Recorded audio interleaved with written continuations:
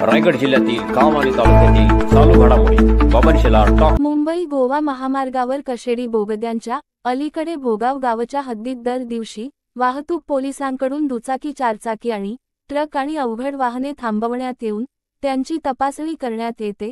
मात्र हायवे पोलिसांकडून तपासणीकरिता उभ्या करण्यात येणाऱ्या वाहनांमुळे दोन पदरी असलेल्या रस्त्याच्या पैकी एका मार्गिकाचा काही भाग येत असतो।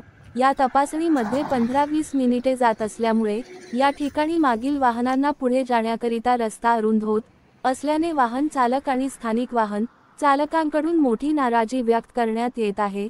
वास्तविक कशेडी गाव हद्दीत मुंबई गोवा महामार्गावर वाहतूक पोलीस मदत केंद्राचे कार्यालय आहे।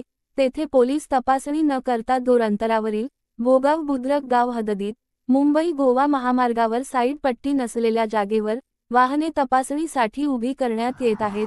याच ठिकाणी जवळच झालेल्या कारच्या अपघातात एक ठार आणि अनेक जायबंदी झाल्याची घटना अलीकडेच झाली आहे। त्यामुळे वाहतूक पोलिसांनी सुरक्षित जागी वाहने थांबवावीत अशी मागणी जनतेतून करण्यात येत आहे। नवनवीन बातम्या बघण्यासाठी बबन शेलार टॉप शो चॅनलला सबस्क्राईब करा व लाईक करा व शेअर करा।